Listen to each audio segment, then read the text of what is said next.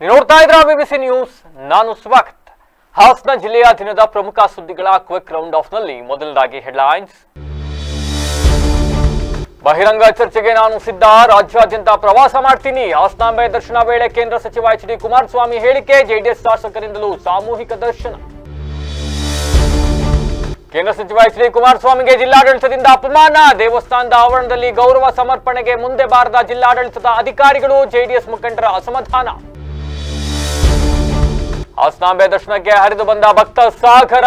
ಎಲ್ಲ ಸರತಿ ಸಾಲುಗಳು ಹೌಸ್ಫುಲ್. ಈವರೆಗೆ 13.89 ಲಕ್ಷ ಭಕ್ತರಿಂದ ಭೇಟಿ. ನಿರೀಕ್ಷೆಗೂ ಮೀರಿ ಭಕ್ತರ ಆಗಮನ. ಶಾಂತಚಿತ್ತವಾಗಿ ದೇವಿ ದರ್ಶನ ಪಡೆಯಲು ಜಿಲ್ಲಾಧಿಕಾರಿ ಲತಾ ಕುಮಾರಿ ಸಲಹೆ. ಕರ್ತವ್ಯ ಲೋಪ ಆರೋಪ. ಮಧು ಎಂಬ ಸಿಬ್ಬಂದಿ ಅಮಾನತ್ತಿಗೆ ಮನನೊಂದು ಡೆತ್ ನೋಟ್ ಬರೆದಿಟ್ಟು ಆತ್ಮಹತ್ಯೆಗೆ ಯತ್ನ. ಹಾಸನಾಂಬೆ ದೇವಿ ದರ್ಶನದಲ್ಲಿ ವಿಐಪಿಗಳಿಗೆ ಹೆಚ್ಚಿನ ಪ್ರಾಮುಖ್ಯತೆ. 1000 ರು ಕೊಟ್ಟರೂ ದರ್ಶನದ ಭಾಗ್ಯವಿಲ್ಲ. ಪೊಲೀಸರ ವಿರುದ್ಧ ಸಾರ್ವಜನಿಕರ ಆಕ್ರೋಶ. ಹಾಸನಾಂಬ ಜಾತ್ರಾ ಮಹೋತ್ಸವ ಹಿನ್ನೆಲೆ ಫಲಪುಷ್ಪ ಪ್ರದರ್ಶನಕ್ಕೆ ಚಾಲನೆ. ನೋಡುಗರ ಕಣ್ಮನ ಸೆಳೆಯುತ್ತಿರೋ ಪ್ರದರ್ಶನ. ಹಾಸನಾಂಬೆ ದರ್ಶನಕ್ಕೆ ಬಂದ ಭಕ್ತರ ಕಾರೊಂದರಲ್ಲಿ ನೀರ ಪತ್ತೆ. ಕಾರ್ ಸೀಸ್ ಮಾಡಿದ ಅಬಕಾರಿ ಇಲಾಖೆ ಮುಂದೆ ಅಳಲು ತೋಡಿಕೊಂಡ ಕುಟುಂಬಸ್ಥರು.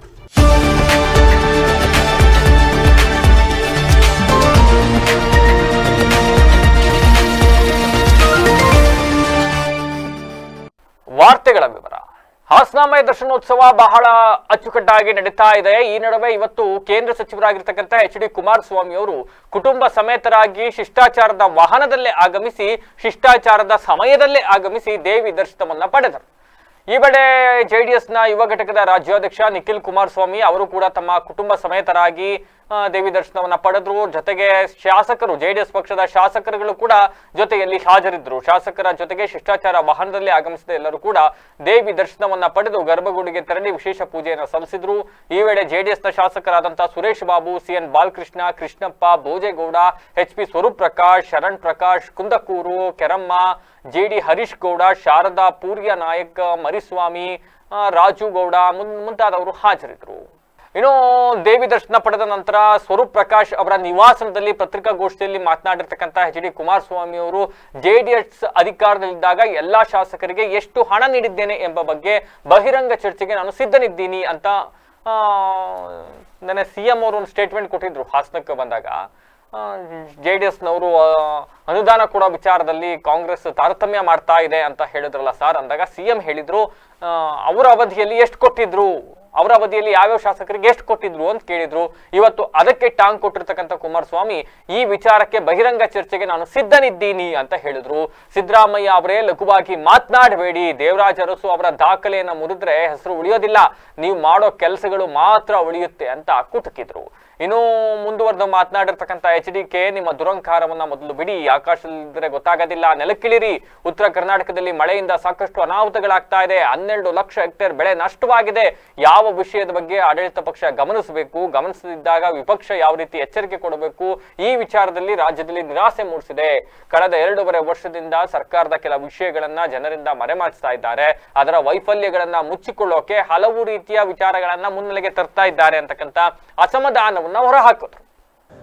ಕುಟುಂಬದಿಂದ ನಾವೆಲ್ಲರೂ ದೇವಸ್ಥಾನಕ್ಕೆ ಒಂದು ದೇವರಿಗೆ ಪೂಜೆ ಸಲ್ಲಿಸ್ತಕ್ಕಂಥದ್ದಕ್ಕೆ ಬಂದಂಥ ಕಾರ್ಯಕ್ರಮ. ಈ ಒಂದು ಕಾರ್ಯಕ್ರಮದಲ್ಲಿ ಬಹುಶಃ ಕಳೆದ ಹಲವಾರು ತಿಂಗಳಿಂದ ನಾನು ಸ್ವಲ್ಪ ಬೇರೆ ರೀತಿಯ ಒಂದು ಸಮಸ್ಯೆಗಳನ್ನೇನು ಎದುರಿಸ್ತಾ ಇದ್ದೆ. ಬಹುಶಃ ಹಲವಾರು ಜನ ನನ್ನ ಮಾಧ್ಯಮದ ಹಿತೈಷಿಗಳು ಸಹ ನನ್ನ ಒಂದು ಚಟುವಟಿಕೆಗಳಲ್ಲಿ ಪುನಃ ಭಗವಂತ ಶಕ್ತಿ ಕೊಡಲಿ ಅಂತಕ್ಕಂಥದ್ದು ನೀವುಗಳು ಹಾರೈಸಿದ್ದೀರಿ ಅಂತಕ್ಕಂಥದ್ದು ನಾನು ವಿಶ್ವಾಸದಲ್ಲಿ ಹೇಳ್ತಾ ಇದ್ದೇನೆ. ಬಹುಶಃ ನಾನು ನಿನ್ನೆಯಿಂದ ಮಂಡ್ಯದಲ್ಲೇನು ಪ್ರವಾಸ ಪ್ರಾರಂಭ ಮಾಡಿದ್ದೇನೆ. ಈ ಪ್ರವಾಸ ಪ್ರಾರಂಭ ಮಾಡಿದ ನಂತರ ವಿಶೇಷವಾಗಿ ನಮ್ಮ ಪಕ್ಷದ ಬಗ್ಗೆ ಹಲವಾರು ನಮ್ಮ ಪಕ್ಷದ ಬಗ್ಗೆ ಅಭಿಮಾನ ಇಟ್ಟಂಥವರು ನಮ್ಮ ಪಕ್ಷ ಸರ್ವನಾಶ ಮಾಡಬೇಕು ಅಂತಕ್ಕಂಥ ಒಂದು ಹೃದಯದಲ್ಲಿ ಭಾವನೆಗಳು ಇಟ್ಕೊಂಡಂಥವರು ಎಲ್ಲರಿಗೂ ಬಹುಶಃ ಉತ್ತರ ದೊರಕಿದೆ ಅಂತಕ್ಕಂಥದ್ದು ನನ್ನ ಅಭಿಪ್ರಾಯ. ನಮ್ಮ ಜನತಾದಳ ಯಾವುದೇ ಕಾರಣಕ್ಕೂ ಅಷ್ಟು ಸುಲಭವಾಗಿ ಜನಮಾನಸದಿಂದ ದೂರ ಸರಿಯತಕ್ಕಂಥ ಪಕ್ಷ ಅಲ್ಲ ಇದು. ಈಗಾಗಲೇ ನಮ್ಮ ಪಕ್ಷದ ಯುವಜನತಾದಳದ ಅಧ್ಯಕ್ಷರು ನಮ್ಮೆಲ್ಲ ಶಾಸಕ ಮಿತ್ರರುಗಳು ಮತ್ತು ಹಲವಾರು ಮಾಜಿ ಶಾಸಕರ ಜೊತೆಗೂಡಿ ರಾಜ್ಯದಾದ್ಯಂತ ಪ್ರವಾಸವನ್ನು ಪಕ್ಷದ ಸಂಘಟನೆ ದೃಷ್ಟಿಯಿಂದ ಮಾಡಿದಂಥದ್ದೇನಿದೆ, ಜನರೊಂದಿಗೆ ಜನತಾದಳ ಅಂತಕ್ಕಂಥ ಒಂದು ಘೋಷಣೆಯೊಂದಿಗೆ ಸುಮಾರು ಈಗಾಗಲೇ 50ರಿಂದ 60 ಕ್ಷೇತ್ರಗಳಿಗೆ ಪ್ರವಾಸ ಮಾಡಿದ್ದಾರೆ ನಮ್ಮ ನಾಯಕರುಗಳೆಲ್ಲ. ಉತ್ತಮವಾದಂಥ ಪ್ರತಿಕ್ರಿಯೆಗಳು ಮತ್ತು ಕಾರ್ಯಕರ್ತರಲ್ಲೂ ಒಂದು ರೀತಿಯ ಸಂಘಟನೆಗೆ ಉತ್ಸಾಹ ತುಂಬಿರತಕ್ಕಂಥದ್ದೇನಿದೆ. ನನ್ನ ಒಂದು ಅನುಪಸ್ಥಿತಿ ಇರ್ಬೋದು, ನಮ್ಮ ರಾಷ್ಟ್ರೀಯ ಅಧ್ಯಕ್ಷರ ಅವರ ಒಂದು ವಯಸ್ಸಿನ ಹಿನ್ನೆಲೆ ಮತ್ತು ಅವರ ಆರೋಗ್ಯದ ಹಿನ್ನೆಲೆಯಲ್ಲೂ ನಮ್ಮ ಶಾಸಕರು, ಮಾಜಿ ಶಾಸಕರುಗಳು, ಪಕ್ಷದ ಮುಖಂಡರು ಸಂಘಟನೆಯ ಜವಾಬ್ದಾರಿಯನ್ನು ಇನ್ನು ಹಾಸನಾಂಬ ದೇವಿ ದರ್ಶನಕ್ಕೆ ಬಂದಿದ್ದಂತಹ ಎಚ್.ಡಿ. ಕುಮಾರಸ್ವಾಮಿ ಅವರನ್ನ ಶಿಷ್ಟಾಚಾರದ ಪ್ರಕಾರ ಜಿಲ್ಲಾಡಳಿತ ಗೌರವಿಸಿಲ್ಲ ಅಂತಕ್ಕಂಥ ಆರೋಪ ಕೇಳಿ ಬರ್ತಾ ಇರ್ತಕ್ಕಂಥದ್ದು. ಕೇಂದ್ರ ಸಚಿವರು ಹೆಚ್ಚಿನದಾಗಿ ಹಾಸನ ಜಿಲ್ಲೆಯಿಂದ ಕೇಂದ್ರವನ್ನ ಪ್ರತಿನಿಧಿಸ್ತಾ ಇರ್ತಕ್ಕಂಥ ಎಚ್.ಡಿ. ಕುಮಾರಸ್ವಾಮಿ ಅವರು ಹಾಸನ ಜಿಲ್ಲೆಯವರೇ, ಅವರ ಸ್ವಂತ ತವರು. ಅವರು ಮಂಡ್ಯದಿಂದ ಗೆದ್ದಿರಬಹುದು, ಬಟ್ ಹಾಸನ ಜಿಲ್ಲೆಯವರೇ. ಆದರೂ ಕೂಡ ಪ್ರೋಟೋಕಾಲ್ ಅನ್ವಯ ಎಚ್.ಡಿ. ಕುಮಾರಸ್ವಾಮಿ ಅವರನ್ನ ಜಿಲ್ಲಾಡಳಿತ ಸೌಜನ್ಯಕ್ಕೂ ಕೂಡ ಗೌರವಿಸಿಲ್ಲ ಅಂತಕ್ಕಂಥ ಅಸಮಾಧಾನ ವ್ಯಕ್ತವಾಗ್ತಾ ಇದೆ. ಇವತ್ತು ಹಾಸನಾಂಬ ದೇವಿ ದರ್ಶನಕ್ಕೆ ಬರ್ತಾರೆ. ಇದಾದ ನಂತರ ಅಲ್ಲೊಂದು ವಾಡಿಕೆ ಇದೆ, ನಾವು ನೋಡಿದೀವಿ ಈ ಹಿಂದೆ ಕಾಂಗ್ರೆಸ್ನ ಶಾಸಕರು ಬಂದ್ರು ಕೂಡ ಅವರನ್ನ ಅಲ್ಲಿ ಕುಳ್ಳಿರಿಸಿ ದೇವಸ್ಥಾನ ಸಿದ್ದೇಶ್ವರ ಸ್ವಾಮಿ ಆವರಣದಲ್ಲಿ ಅವರಿಗೆ ಜಿಲ್ಲಾಡಳಿತದ ವತಿಯಿಂದ, ದೇವಸ್ಥಾನದ ಆಡಳಿತ ಮಂಡಳಿ ವತಿಯಿಂದ ಅವರಿಗೆ ಹಾರ ಶಾಲು ಹಾಕಿ ಲಾಡು ಪ್ರಸಾದ ಎಲ್ಲನ್ನು ಕೊಟ್ಟು ಗೌರವಿಸ್ತಕ್ಕಂಥ ಸಂಪ್ರದಾಯವನ್ನ ಈ ಹಿಂದಿಂದಲೂ ಕೂಡ ನಡೆಸ್ಕೊಂಡ್ ಬಂದಿದ್ದಾರೆ. ಚಲನಚಿತ್ರ ನಟ ನಟಿಯರು ಸೇರಿದಂತೆ ಸೀರಿಯಲ್ ಆಕ್ಟರ್ಸ್ ಗಳನ್ನು ಕೂಡಿದಂತೆ ಎಲ್ಲರಿಗೂ ಕೂಡ ಅಲ್ಲಿ ವಿಶೇಷವಾದ ಸನ್ಮಾನ ಇವೆಲ್ಲವನ್ನ ಮಾಡ್ಕೊಂಡು ಬರ್ತಾ ಇದ್ದಾರೆ. ನಾವು ನೋಡಿದ್ವಿ ಮೊನ್ನೆ ಡಿ.ಕೆ. ಶಿವಕುಮಾರ್ ಅವರಿಗಾಗಿರಬಹುದು, ಸಿಎಂ ಸಿದ್ದರಾಮಯ್ಯ ಅವರಿಗಾಗಿರಬಹುದು, ನಿನ್ನೆ ರಾತ್ರಿ ವಿಶೇಷ ಸರತಿ ಸಾಲಿನಲ್ಲಿ 1000 ರೂಪಾಯಿ ಟಿಕೆಟ್ ತಗೊಂಡ್ಬಂದಂತ ಲಕ್ಷ್ಮೀ ಹೆಬ್ಬಾಳ್ಕರ್ ಅವರನ್ನು ಕೂಡ ಕರ್ಕೊಂಡ್ಬಂದು ಕೂರಿಸ್ಕೊಂಡು ಅವರಿಗೆ ವಿಶೇಷ ಸನ್ಮಾನವನ್ನ ಜಿಲ್ಲಾಧಿಕಾರಿಗಳು, ಜಿಲ್ಲಾ ಪೊಲೀಸ್ ವರಿಷ್ಠಾಧಿಕಾರಿಗಳು, AC ಇವರೆಲ್ಲ ಬಹಳ ಉತ್ಸಾಹದಲ್ಲಿ ಮಾಡ್ತಾರೆ. ಆದ್ರೆ ಓರ್ವ ಕೇಂದ್ರ ಸಚಿವರು ಬಂದಿದ್ದಾರೆ. ಈ ಸಂದರ್ಭದಲ್ಲಿ ಅಲ್ಲಿ ನಿರೂಪಕರು, ಅದಾದ ನಂತರ CN ಬಾಲಕೃಷ್ಣ ಅವರು ಕೂಡ ಅನೌನ್ಸ್ ಮಾಡ್ತಾರೆ, ಜಿಲ್ಲಾ ಅಧಿಕಾರಿಗಳು, ಜಿಲ್ಲಾ ಪೊಲೀಸ್ ವರಿಷ್ಠಾಧಿಕಾರಿಗಳು ಬರಬೇಕು, ಗೌರವ ಸಮರ್ಪಣೆ ಮಾಡಬೇಕು ಅಂತ. ಆದರೆ ವಿಪರ್ಯಾಸ ಅಂತ ಅಂದ್ರೆ ಯಾವುದೇ ಅಧಿಕಾರಿಗಳು, ದೇವಸ್ಥಾನ ಆಡಳಿತ ಮಂಡಳಿಯ ಅಧ್ಯಕ್ಷರೋ ಮತ್ತೊಬ್ರೋ ಇನ್ನೊಬ್ರೋ ಯಾರು ಕೂಡ ಅಲ್ಲಿ ಬರೋದಿಲ್ಲ ಸನ್ಮಾನ ಮಾಡ್ಲಿಕ್ಕೆ, ಗೌರವ ಸಮರ್ಪಣೆ ಮಾಡ್ಲಿಕ್ಕೆ. ಶಿಷ್ಟಾಚಾರದ ಅನ್ವಯ ನಾನು ಹೇಳ್ತಾ ಇರ್ತಕ್ಕಂಥದ್ದು, ಪ್ರೋಟೋಕಾಲ್ ಇದೆ, ಆದ್ರೂ ಕೂಡ ಯಾರೊಬ್ರು ಬರಲಿಲ್ಲ. ಕುಮಾರಸ್ವಾಮಿ ಅವರು ಬಂದ ಸಂದರ್ಭದಲ್ಲಿ ಜಿಲ್ಲಾಧಿಕಾರಿಗಳು ಮಾತ್ರ ಕಾಣಿಸ್ಕೊಂಡ್ರು, ಅವರನ್ನ ವೆಲ್ಕಮ್ ಮಾಡಿ ಕರ್ಕೊಂಡೋಗಿ ಗರ್ಭಗುಡಿಗೆ ಎಂಟ್ರೆನ್ಸ್ಗೆ ಬಿಟ್ರು. ಅದಾದ ನಂತರ ಜಿಲ್ಲಾಧಿಕಾರಿಗಳು ಕೂಡ ಅಲ್ಲಿ ಕಾಣಿಸ್ಕೊಳ್ಳಿಲ್ಲ. ದೇವಸ್ಥಾನದ ಆಡಳಿತಾಧಿಕಾರಿ AC ಮಾರುತಿ ಅವರು ಕಾಣಿಸ್ಕೊಳ್ಳಿಲ್ಲ. ಜಿಲ್ಲಾ ಪೊಲೀಸ್ ವರಿಷ್ಠಾಧಿಕಾರಿಗಳು ಇಡೀ ದೇವಸ್ಥಾನದ ಸುತ್ತಮುತ್ತ ಓಡಾಡ್ಕೊಂಡು ಕಾಂಗ್ರೆಸ್ನ ಶಾಸಕರು, ಸಚಿವರು ಬಂದಾಗ ಅವರಿಗೆ ರಕ್ಷಣೆ ಒದಗಿಸ್ತಕ್ಕಂಥ ಪೊಲೀಸ್ ವರಿಷ್ಠಾಧಿಕಾರಿಗಳು ಕಾಣಲಿಲ್ಲ ಇವತ್ತು. ಅಂಡ್ ಇದನ್ನ ಯಾವ ರೀತಿ ವ್ಯಾಖ್ಯಾನ ಮಾಡಲಾಗ್ತಾ ಇದೆ ಅಂತ ಅಂದ್ರೆ, ಕಾಂಗ್ರೆಸ್ ಶಾಸಕರು ಬಂದರೂ ಕೂಡ ನೀವು ರಾಜ್ಯದ ಯಾವುದೇ ಮೂಲೆಯಿಂದ ಕಾಂಗ್ರೆಸ್ ಶಾಸಕರು ಬಂದ್ರೆ ನೀವು ಸನ್ಮಾನ ಮಾಡ್ತೀರಿ, ಲಡ್ಡು ಪ್ರಸಾದ ಕೊಟ್ಟು ಕಳಿಸ್ತೀರಿ, ಗೌರವ ಸಮರ್ಪಣೆ ಮಾಡ್ತೀರಿ. ಆದ್ರೆ ಓರ್ವ ಕೇಂದ್ರ ಸಚಿವರು ಬಂದಾಗ ಯಾವೊಬ್ಬ ಅಧಿಕಾರಿಗಳು, ಶಾಸಕರಾಗಿರ್ತಕ್ಕಂಥ CN ಬಾಲಕೃಷ್ಣ ಅವರು ಅನೌನ್ಸ್ ಮಾಡಿ ಕರೀತಾ ಇದ್ದಾರೆ, ಆದ್ರೂ ಕೂಡ ಯಾವೊಬ್ಬ ಅಧಿಕಾರಿಗಳು ಕೂಡ ಅಲ್ಲಿ ಬರಲಿಲ್ಲ, ಯಾವುದೇ ಗೌರವ ಸಮರ್ಪಣೆ ಮಾಡಲಿಲ್ಲ ಅಂತ ಅಂದ್ರೆ ರಾಜಕಾರಣಿಗಳು ರಾಜಕಾರಣ ಮಾಡ್ತಾರ್ರೆ. ರಾಜಕಾರಣಿಗಳು ಇರೋದ ರಾಜಕಾರಣ ಮಾಡಕ್ಕೆ. ಶಾಸಕರುಗಳ ಮತ್ತೊಬ್ಬರ ಇನ್ನೊಂದು ಸಚಿವರ ಯಾರು ಆಗ್ಲಿ, ಕಾಂಗ್ರೆಸ್ ಪಕ್ಷದವರೇ ಆಗಿರ್ಲಿ, ಕಾಂಗ್ರೆಸ್ ಪಕ್ಷ ಅಧಿಕಾರದಲ್ಲೇ ಇರಬಹುದು, ಅವ್ರಿರೋದೇ ರಾಜಕಾರಣ ಮಾಡಕ್ಕೆ, ರಾಜಕಾರಣ ಮಾಡ್ಕೊಳ್ಳಿ. ನೀವು ಅಧಿಕಾರಿಗಳು ಯಾಕೆ ರಾಜಕಾರಣ ಮಾಡ್ತೀರಿ? ಈ ವಿಚಾರದಲ್ಲಿ ಅಧಿಕಾರಿಗಳು ಯಾಕೆ ರಾಜಕಾರಣ ಮಾಡ್ತಾರೆ? ಅಧಿಕಾರಿಗಳು ಕಾಂಗ್ರೆಸ್ ಪಕ್ಷದ ಏಜೆಂಟರಂತೆ ವರ್ತನೆ ಮಾಡ್ತಾ ಇದ್ದಾರೆ ಅಂತ ಇವತ್ತು JDS ಅವರು ಆರೋಪ ಮಾಡ್ತಾ ಇದ್ದಾರೆ. ಅದನ್ನು ಒಪ್ಕೋಬೇಕಾಗಿತ್ತಲ್ಲ ನೀವು ಸಂದರ್ಭದಲ್ಲಿ. ಅವರ ಆರೋಪಕ್ಕೆ ಕೈಗನ್ನಡಿ ಎಂಬಂತೆ ಓರ್ವ ಕೇಂದ್ರ ಸಚಿವರು ಬಂದ್ರು ಕೂಡ ನೀವು ಅವರು JDS ಪಕ್ಷದವರು ಅನ್ನೋ ಕಾರಣ ಇಟ್ಕೊಂಡು, ಮತ್ತೊಂದು ಕಾರಣ ಇಟ್ಕೊಂಡು ನೀವು ಸನ್ಮಾನ ಮಾಡೋದಿಲ್ಲ ಅನ್ನೋದಾದ್ರೆ, ಅವರು ಯಾರಿಗೂ ಇಂಟಿಮೇಟ್ ಮಾಡ್ದಲೇ ಬಂದಿದ್ರಾ? ಶಿಷ್ಟಾಚಾರದ ವಾಹನದಲ್ಲೇ ಬಂದಿದ್ದಾರೆ. ಆದ್ರೂ ಕೂಡ ಈ ವಿಚಾರದಲ್ಲಿ ಅಧಿಕಾರಿಗಳು ಮಾಡಿದಂತ ರಾಜಕಾರಣ ಇದೆಯಲ್ಲ, ಇದು ಖಂಡನ. ಅಧಿಕಾರಿಗಳು ರಾಜಕಾರಣ ಮಾಡಕ್ ಹೋಗ್ಬೇಡ್ರಿ, ಕೆಲಸ ಮಾಡ್ರಿ. ನೀವ್ಯಾಕ್ರಿ ರಾಜಕಾರಣ ಮಾಡಕ್ ಹೋಗ್ತೀರಿ? ರಾಜಕಾರಣ ಮಾಡಕ್ಕೆ ರಾಜಕಾರಣಿಗಳೇ ಬೇಜಾನ್ ಜನ, ಲೆಕ್ಕ ಹಾಕೋಷ್ಟು ಜನ ಇದ್ದಾರೆ. ನೋ, ಇದು ಸರಿಯಾದ ನಡೆ ಅಲ್ಲ.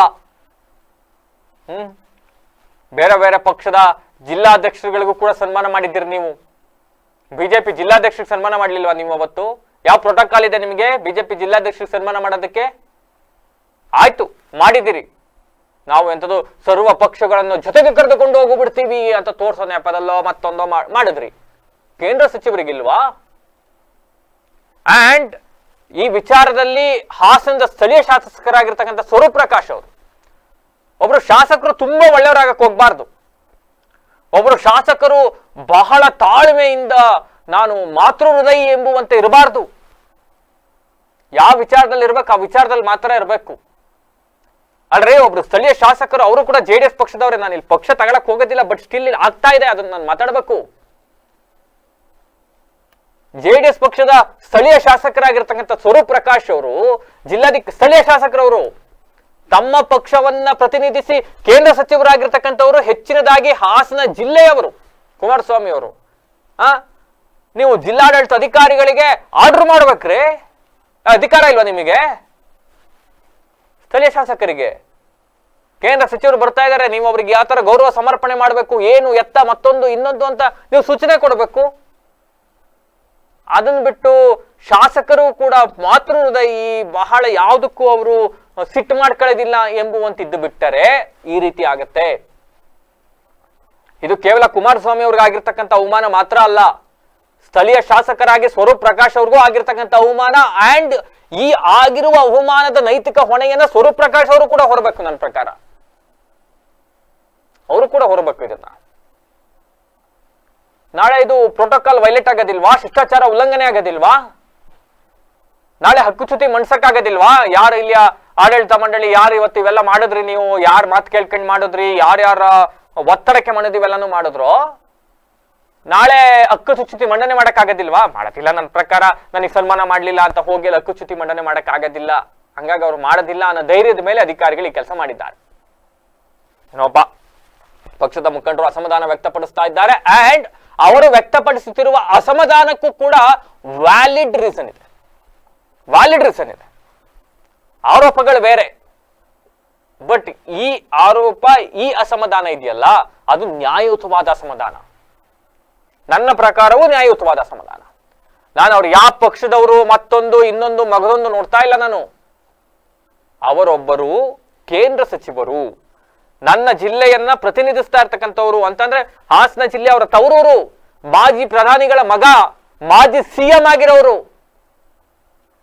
ಅವರು ಮಾಜಿ CM, ಕೇಂದ್ರ ಸಚಿವರು, ಹಾಸನ ಜಿಲ್ಲೆಯ ತವರಿಂದ ಬಂದಿರತಕ್ಕಂಥವರಿಗೆ ನೀವು ಒಂದು ಶಿಷ್ಟಾಚಾರದ ಪ್ರಕಾರ ಸನ್ಮಾನ ಮಾಡಕ್ ಹಿಂದೆ ಮುಂದೆ ನೋಡ್ತೀರಿ. ಆ ಒಬ್ಬ ಶಾಸಕರು ಅನೌನ್ಸ್ ಮಾಡಿ ಬಂದು ಸನ್ಮಾನ ಮಾಡಿ ಅಂದ್ರೆ ಅಧಿಕಾರಿಗಳು ಕದ್ದೋಡಾಡ್ತೀರಿ ಅನ್ನೋದಾದ್ರೆ ಏನೋಪ್ಪ.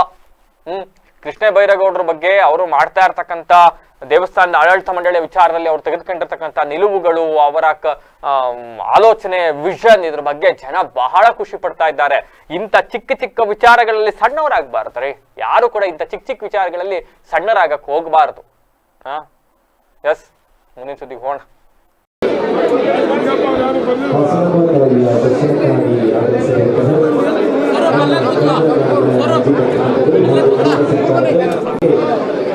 ನಮ್ಮ ಅನೇಕ ಶಾಸಕ ಪದಾಧಿಕಾರಿ ಶ್ರೀ ಕೃಷ್ಣ ಪೈಕಿ, ಕರೇಮಾಜಿ ನಾಯಕರು, ಶಾರದಪೂರಿ ನಾಯಕರು, ನಿತಿನ್ ಕುಮಾರಸ್ವಾಮಿ ಮತ್ತು ದಂಪತಿಗಳು, ಶ್ರೀಮತಿ ಅನಿತಾ ಕುಮಾರಸ್ವಾಮಿ ಅವರು, ಶ್ರೀ ಮುನಿರಾಜು ಅವರು, ಹಾಗೆ ಶ್ರೀಮತಿ ಹಾಸನಾಬಾದ್ ದಕ್ಷಿಣಕ್ಕಾಗಿ ಆಗಮಿಸಿರುವಂತಹ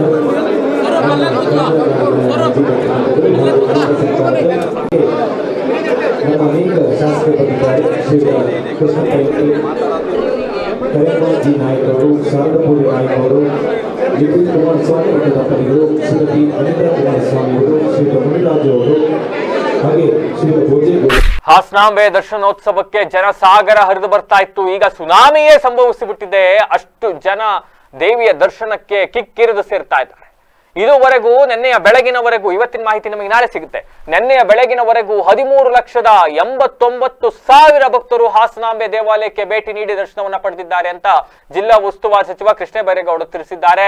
ಗುರುವಾರ ದಾಖಲೆಯಲ್ಲಿ 2.58 ಲಕ್ಷ ಜನ ಹಾಸನಾಂಬೆ ದರ್ಶನವನ್ನು ಪಡೆದಿದ್ದಾರಂತೆ.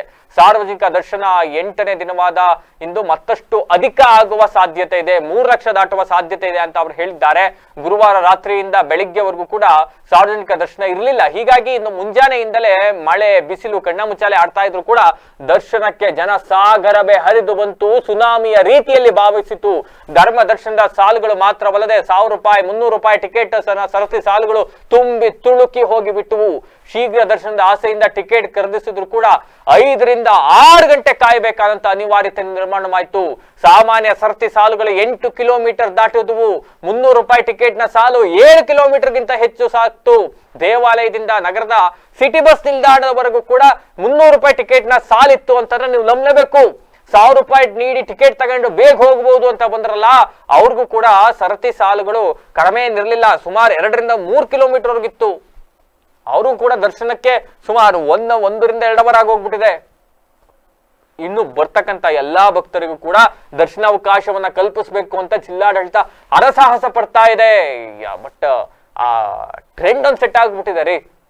ಹಾಸನಾಂಬೋತ್ಸವ ಈ ಸಲ ಬಹಳ ಚೆನ್ನಾಗಿ ಮಾಡ್ಬಿಟ್ಟಿದ್ದಾರಂತೆ. ವಿವಿಐಪಿಗಳ ಕಿರುಕುಳ ಇಲ್ವಂತೆ, ಬೇಗ ದರ್ಶನ ಆಗುತ್ತಂತೆ. ಇದೊಂದು ಮೆಸೇಜ್ ಹೋಯ್ತಲ್ಲ ಎಲ್ಲ ಕಡೆಗೂ. ಹಂಗಾಗಿ ಜನರು ಬರ್ತಕ್ಕಂಥ ಸಂಖ್ಯೆ ಜಾಸ್ತಿ ಆಯ್ತು. ನೆನ್ನೆ 2.5 ಲಕ್ಷ ಆದ್ರೆ ಇವತ್ತು ಬಹುತೇಕ 3 ಲಕ್ಷ ತಲುಪುವ ಸಾಧ್ಯತೆ ಇದೆ ಅಂತ ಹೇಳ್ತಾ ಇದ್ದಾರೆ. ನನ್ನ ಪ್ರಕಾರ ತಲುಪುತ್ತೆ. ಅಷ್ಟು ಜನ ಇದ್ರು ಬೆಳಗ್ಗೆಯಿಂದ. ಧರ್ಮ ದರ್ಶನಕ್ಕೆ 3 ರಿಂದ 5 ಗಂಟೆ ತೆಗೆದುಕೊಂಡ್ರೆ 300 ರೂಪಾಯಿ ಸರತಿ ಸಾಲಲ್ಲಿ ಬರೋರಿಗೆ 1.5 ಗಂಟೆ ದಾಟ್ತಾ ಇತ್ತಂತೆ. 1,000 ರೂಪಾಯಿ ಟಿಕೆಟ್ ಬರೋರು ಕನಿಷ್ಠ 1 ಗಂಟೆ ಕಾಯ್ಬೇಕಾಗಿತ್ತಂತೆ. ಸಮಯ ಮತ್ತು ದಿವಸವನ್ನ ಅವಲಂಬಿಸಿ ದರ್ಶನ ತಗೊಳ್ಳಿ, ಅದಕ್ಕೆ ಸಿದ್ಧ ಆಗ ಬನ್ನಿ ಅಂತ ಈಗ ಆಲ್ರೆಡಿ ಹೇಳಿಬಿಟ್ಟಿದ್ದಾರೆ ಯಾರು ಸಚಿವರು. ಸಿದ್ಧರಾಗಿ ಬನ್ನಿ, 4 ರಿಂದ 5 ಅವರ್ ಆಗಬಹುದು, ಅದಕ್ಕೆ ಬೇಕಾದ ಸಿದ್ಧತೆಯನ್ನ ಮಾಡ್ಕೊಂಡೇ ಬನ್ನಿ ಅಂತಕ್ಕಂಥದ್ದನ್ನು ಕೂಡ ಹೇಳಿದ್ದಾರೆ.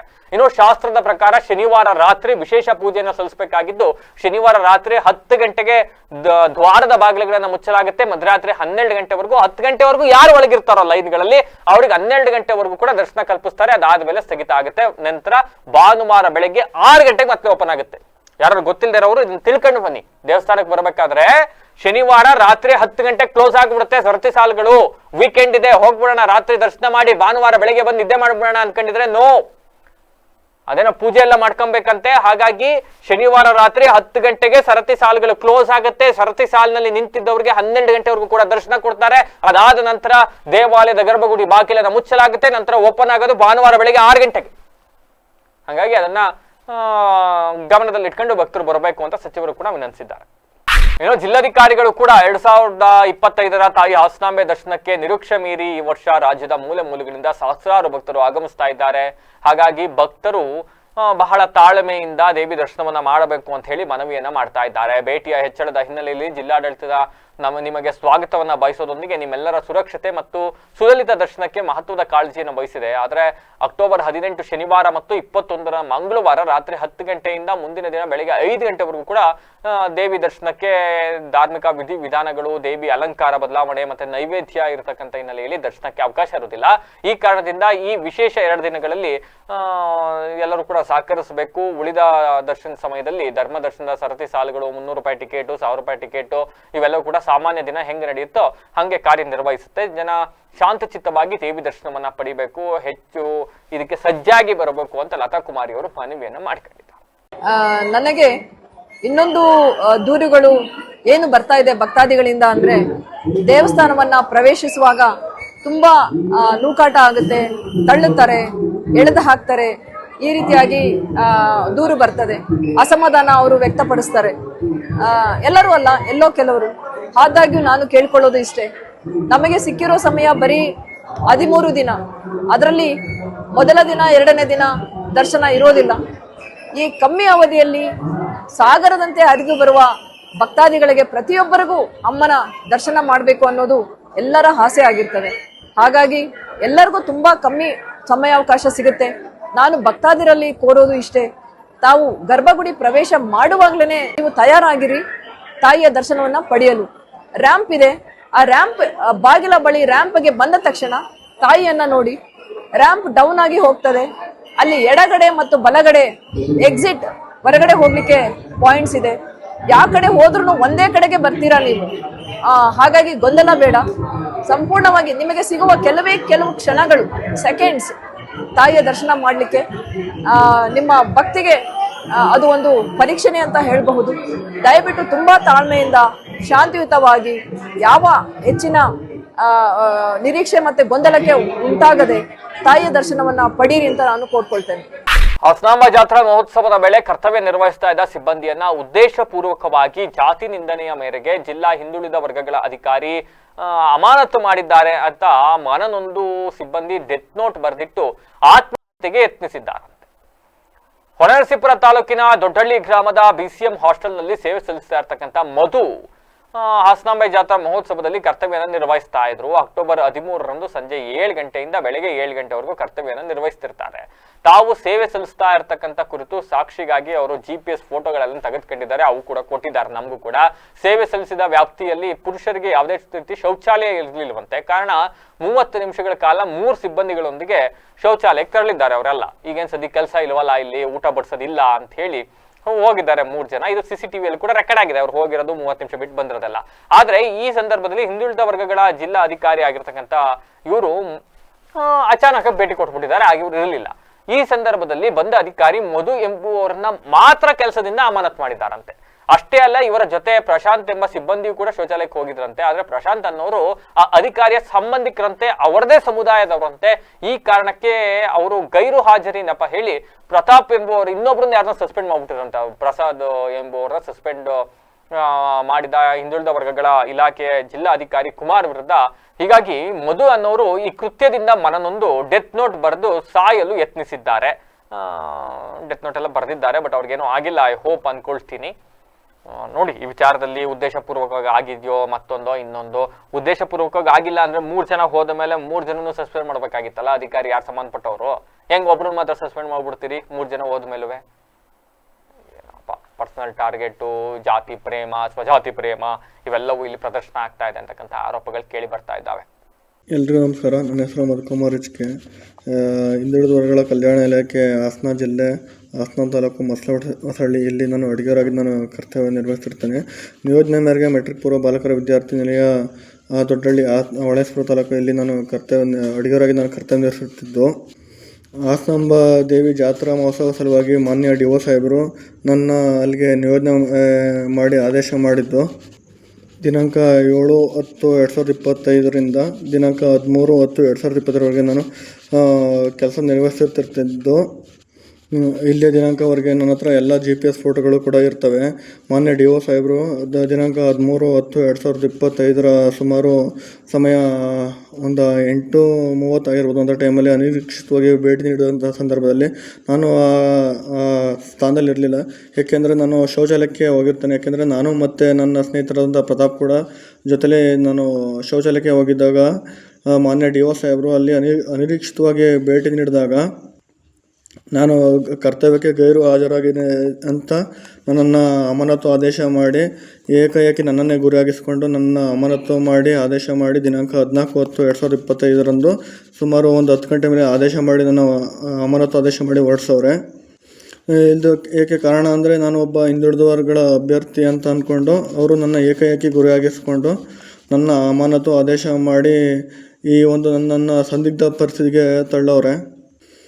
ಇದರಿಂದ ನನ್ನ ಮನಸ್ಸಿಗೆ ಆಘಾತವಾಗಿ ನನಗೆ ಆರೋಗ್ಯದಲ್ಲಿ ಒಂದು ಸ್ವಲ್ಪ ಏರುಪೇರಾಗಿದೆ. ಇದರಿಂದ ಏನಾದ್ರು ಹೆಚ್ಚು ಕಮ್ಮಿ ಆದರೆ ಮಾನ್ಯ DO ಸಾಹೇಬರಾದಂಥ ಶ್ರೀ ಕುಮಾರ್ ಅವರೇ ಇದಕ್ಕೆ ನೇರ ಹೊಣೆಗಾರಿಕೆ ಆಗಿರ್ತಾರೆ ಅಂತ ನಾನು ಈ ಒಂದು ವಿಡಿಯೋವನ್ನು ಇಲ್ಲಿ ಮುಗಿಸ್ತೀನಿ. ಹಾಸನಾಂಬ ಜಾತ್ರಾ ಮಹೋತ್ಸವ ಅಂಗವಾಗಿ ನಗರದ BM ರಸ್ತೆಯ ಸಿಲ್ವರ್ ಜೂಬ್ಲಿ ಪಾರ್ಕ್ನಲ್ಲಿಂದು ಜಿಲ್ಲಾಡಳಿತ ವತಿಯಿಂದ ಫಲಪುಷ್ಪ ಪ್ರದರ್ಶನಕ್ಕೆ ಚಾಲನೆಯನ್ನು ನೀಡಲಾಯಿತು.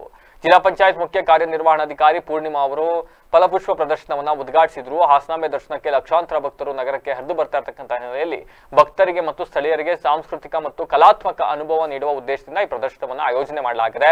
ನಾನಾ ಬಗೆಯ ಬಣ್ಣ ಬಣ್ಣದ ಹೂಗಳು, ಸಸ್ಯದ ಕಲೆಗಳು ಹಾಗೂ ಅಲಂಕಾರಿಕ ವಿನ್ಯಾಸಗಳನ್ನ ಸಾರ್ವಜನಿಕರಿಗೆ ನೀಡಲಾಗಿದೆ. ಅವು ಎಲ್ಲರ ಗಮನವನ್ನ ಸೆಳೀತಾ ಇದೆ. ದೇವಸ್ಥಾನ ಹೂವಿನಲ್ಲಿ ಮಾಡಿರ್ತಕ್ಕಂಥ ಹಾಸನಾಂಬೆ ದೇವಾಲಯ ಆಗಿರಬಹುದು, ಬೇರೆ ಬೇರೆ ಕಲಾಕೃತಿಗಳು ಇವೆಲ್ಲವೂ ಕೂಡ ಜನರನ್ನ ಸೆಳೀತಾ ಇದೆ. ಜಿಲ್ಲಾಡಳಿತ ಜಾತ್ರಾ ಅವಧಿಯಲ್ಲಿ ದೇವಿಯ ದರ್ಶನದ ಜೊತೆಗೆ ನಗರದಲ್ಲಿ ಹಬ್ಬದ ವಾತಾವರಣ ಸೃಷ್ಟಿಸಲು ಇಂತಹ ಕಾರ್ಯಕ್ರಮಗಳನ್ನು ರೂಪಿಸ್ತಾ ಇದೆ.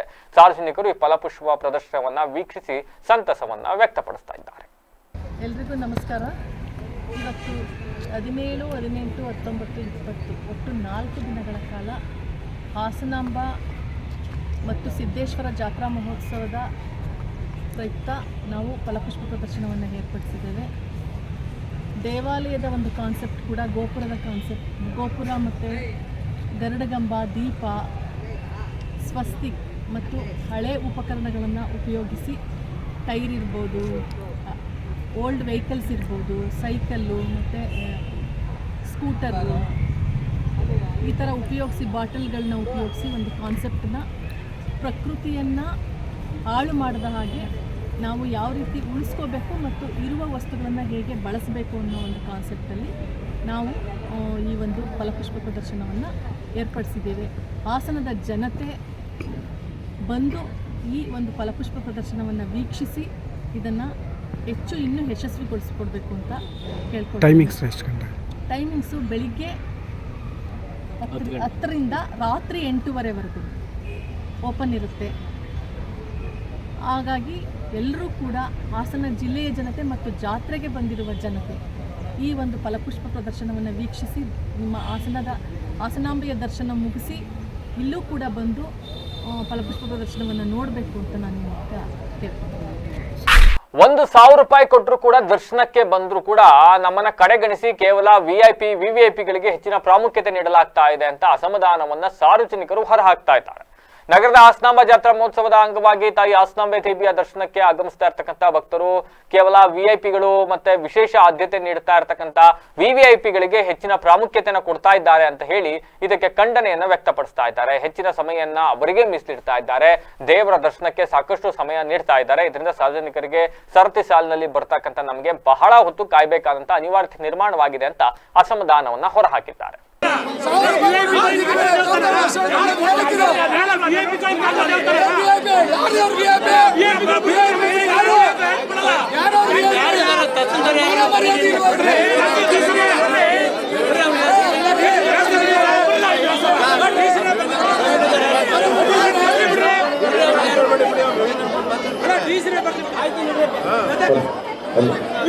ಮಾತ್ರ ದೇವಸ್ಥಾನ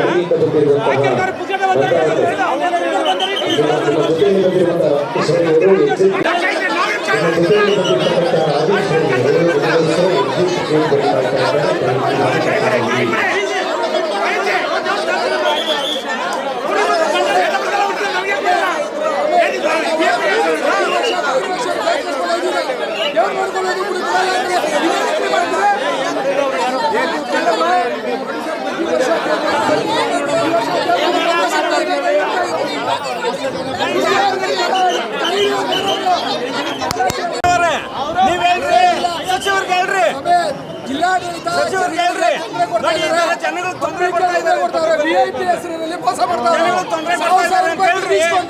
ಮೋಸ ಮಾಡ್ತಾರೆ ಜನಕ್ಕೆ.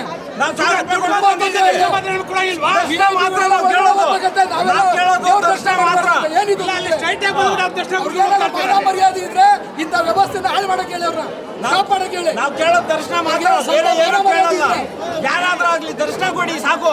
ನಮ್ಮ ದೇವಸ್ಥಾನದಲ್ಲಿ ನಾವು ದರ್ಶನ ಮಾಡ್ತಾ ಇದ್ರೆ ಪ್ರಯೋಜನ ಏನ್ ಬೇಕು? ಬೆಂಗಳೂರಿನಿಂದ ಹಾಸನಾಂಬೆ ದೇವಿ ದರ್ಶನಕ್ಕೆ ಬಂದಂತಹ ಕುಟುಂಬ ಒಂದು ಕಾರಲ್ಲಿ ನೀರ ಇತ್ತಂತೆ. ನೀರ ಇದೆ ಅಂತಕ್ಕಂಥ ಸಂಶಯದ ಮೇರೆಗೆ ಕಾರನ್ನ ಅಬಕಾರಿ ಇಲಾಖೆ ಅಧಿಕಾರಿಗಳು ಚೆಕ್ ಮಾಡಿ ಅದನ್ನ ಸೀಸ್ ಮಾಡಿರ್ತಕ್ಕಂಥ ಘಟನೆ ನಡೆದಿದೆ. ನಗರದ ಅಬಕಾರಿ ಇಲಾಖೆಯಲ್ಲಿ ಈ ಕುರಿತು ಮಾತನಾಡಿದ ಕುಟುಂಬದ ಸದಸ್ಯರೊಬ್ಬರು, ನೀರದಿಂದ ನಮ್ಮ ದೇವರಿಗೆ ಪೂಜೆ ಮಾಡ್ತಕ್ಕಂಥದ್ದು ಅಂಡ್ ಅದನ್ನ ಮಕ್ಕಳ ಮೇಲೆ ಎರ್ಚೋದು ಇವೆಲ್ಲ ಕೂಡ ನಮ್ಮ ಸಂಪ್ರದಾಯದಂತೆ ನಾವು ಪೂಜೆ ಮಾಡ್ಕೊಂಡು ಹೋಗುವ ಮಾರ್ಗ ಮಧ್ಯದಲ್ಲಿ ಪೊಲೀಸ್ ಅವರು ನಮ್ಮನ್ನ ತಡೆದ್ರು ಅಂಡ್ ನಮ್ಮ ಮನೆಯವರನ್ನ ಅರೆಸ್ಟ್ ಮಾಡಿ ಇಲ್ಲಿಗೆ ಕರ್ಕೊಂಡ್ ಬಂದ್ಬಿಟ್ಟಿದ್ದಾರೆ. ಇದು ನಮ್ಮ ಸಂಪ್ರದಾಯ ಅಷ್ಟೇ, ಬೇರೆನೂ ಇಲ್ಲ. ನಾವೆಲ್ಲ ಹೆಂಗಸರು ಮಕ್ಕಳು ಬಂದಿದ್ದೀವಿ, ಕುಟುಂಬ ಸಮೇತ ದೇವಸ್ಥಾನಕ್ಕೆ ಭೇಟಿ ನೀಡಿದ್ದೀವಿ, ತುಂಬಾ ಚಿಕ್ಕ ಮಕ್ಕಳು ವೃದ್ಧರೆಲ್ಲ ಜೊತೆ ಕರ್ಕೊಂಡ್ ಬಂದಿದ್ದೀವಿ, ಸಂಪ್ರದಾಯದ ಪ್ರಕಾರವಾಗಿ ಅದನ್ನ ತಗೊಂಡ್ ಬಂದಿದ್ವಿ. ಆದ್ರೆ ನಮ್ಮನ್ನ ಈಗ ಅರೆಸ್ಟ್ ಮಾಡ್ಕೊಂಡು ಬಂದ್ಬಿಟ್ಟಿದ್ದಾರೆ, ಸೀಸ್ ಮಾಡಿದ್ದಾರೆ ಅಂತ ತಮ್ಮ ಅಳಲನ್ನು ತೋಡಿಕೊಂಡಿದ್ದಾರೆ.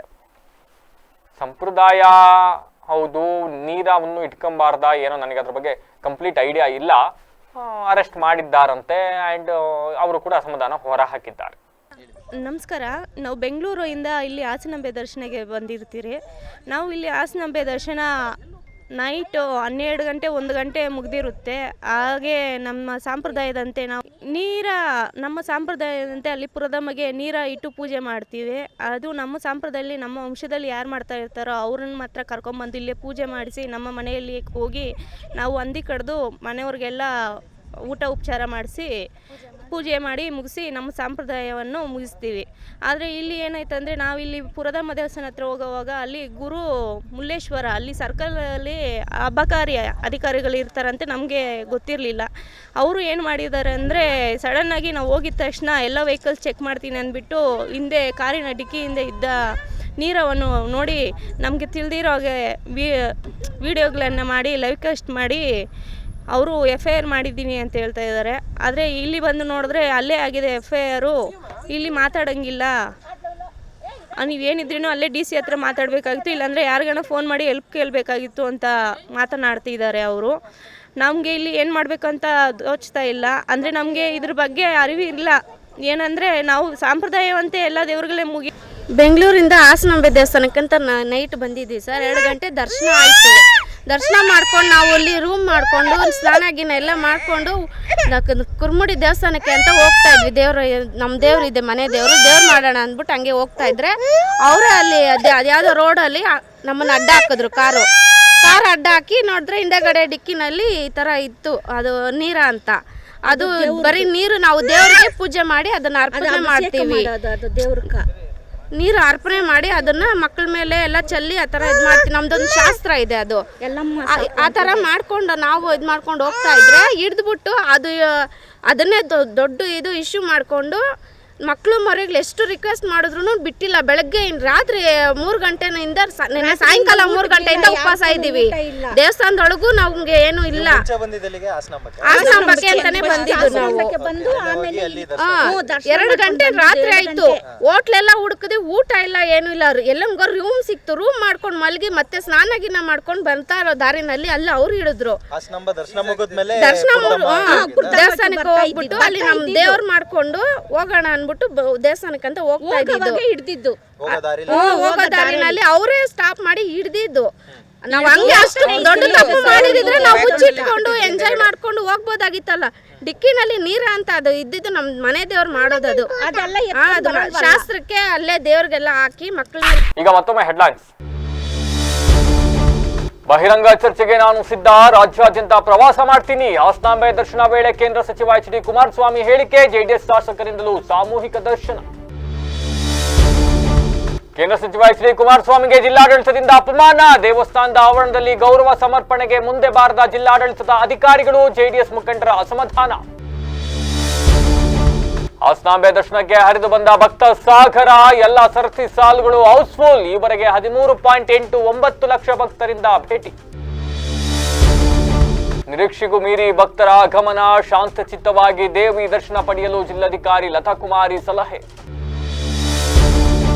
ಕರ್ತವ್ಯ ಲೋಪ ಆರೋಪ. ಮಧು ಎಂಬ ಸಿಬ್ಬಂದಿ ಅಮಾನತ್ತಿಗೆ ಮನನೊಂದು ಡೆತ್ ನೋಟ್ ಬರೆದಿಟ್ಟು ಆತ್ಮಹತ್ಯೆಗೆ ಯತ್ನ.